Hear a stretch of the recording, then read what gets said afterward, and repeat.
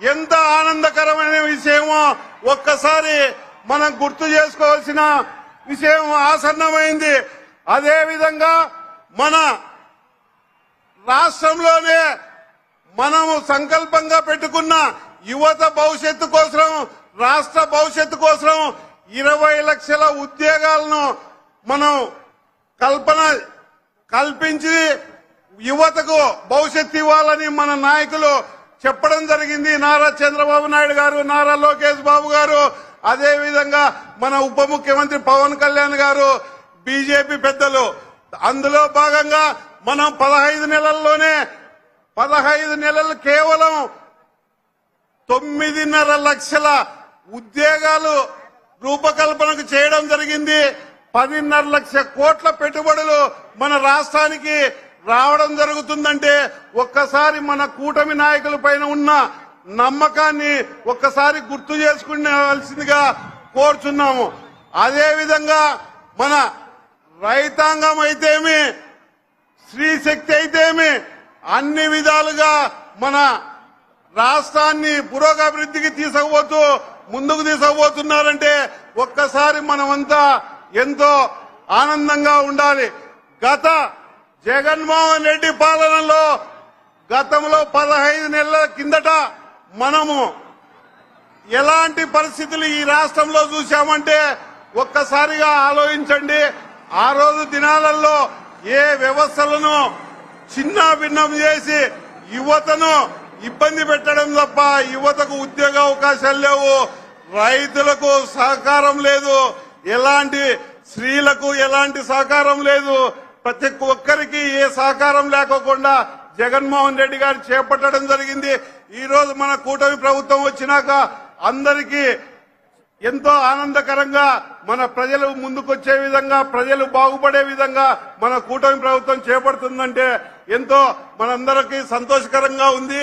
ఈ అవకాశం ఇచ్చిన మన పెద్దలకు పేరు పేరున ఈ ప్రజాగణికానికి నా నమస్కారం తెలియజేసుకుంటూ జై తెలుగుదేశం, జై చంద్రబాబు నాయుడు గారు, జై పవన్ కళ్యాణ్ గారు, జై మోడీ గారు.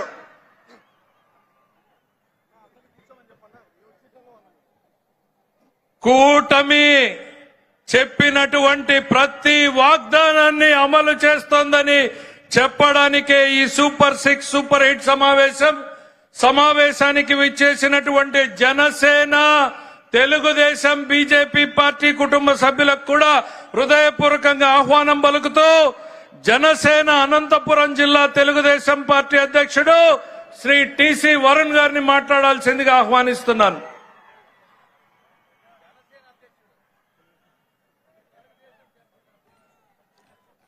ముందుగా సూపర్ 6 సూపర్ హిట్ సభకి దిగ్విజయం చేసిన జనసేన, తెలుగుదేశం, బీజేపీ కుటుంబ సభ్యులందరికీ ధన్యవాదాలు తెలియజేసుకుంటూ మన విజనరీ లీడర్ ఆంధ్రప్రదేశ్ రాష్ట్ర ముఖ్యమంత్రి వర్యులు శ్రీ నారా చంద్రబాబు నాయుడు గారికి ధన్యవాదాలు తెలియజేసుకుంటూ అదే విధంగా రాష్ట్ర అభివృద్ధి సంక్షేమం పట్ల చిత్తశుద్ధి ఉన్న నాయకుడు జనసేన పార్టీ అధ్యక్షులు ఆంధ్రప్రదేశ్ రాష్ట్ర ఉప ముఖ్యమంత్రులు శ్రీ కొనిదెల పవన్ కళ్యాణ్ గారికి నా పాదాభివందనం చేసుకుంటూ గత వైసీపీ అరాచక పాలనలో మనం అందరం చూసాం.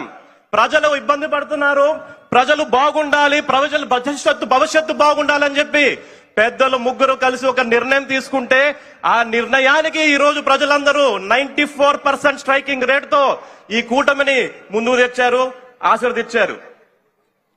నారా చంద్రబాబు నాయుడు గారికి, నారా లోకేష్ గారికి, పెద్దలందరికీ అనంతపురం ఎలక్షన్స్ ముందొస్తే ఒకే ఒక మాట ఇచ్చాం అనంతపురం జిల్లా జనసేన పార్టీ నుంచి. సార్ మేము సమిష్టిగా పనిచేసి గెలుపుకి అందరం పనిచేస్తామని చెప్పాం. అదే విధంగా 3 పార్టీలు కలిపి దిగ్విజయంగా పనిచేసి సమిష్టిగా పనిచేస్తే ఈ రోజు అనంతపురం జిల్లాలో 100% స్ట్రైకింగ్ రేట్తో ఈ కూటమి ముందుకెళ్తుంది.